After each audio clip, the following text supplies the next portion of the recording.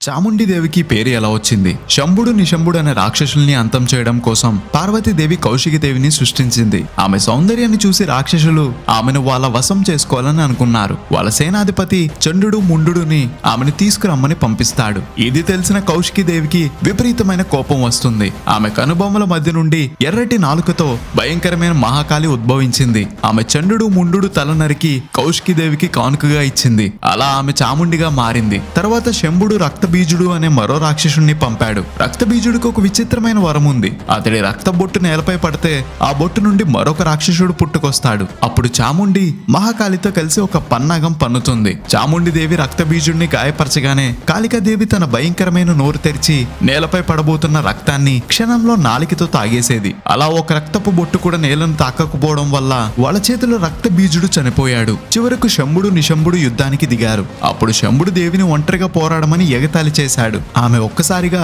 చాముండి కాళీ సప్తమాత్రికులు వంటి తన అంశాలన్నిటినీ తిరిగి తన శరీరంలోకి తీసుకుని విశ్వరూపం చూపించింది. ఆ తర్వాత జరిగిన భయంకరమైన యుద్ధంలో దేవి తన శూలంతో ఖడ్గంతో శంభుణ్ణి నిశంభుణ్ణి ఛేదించి రాక్షస సంహారం చేసింది.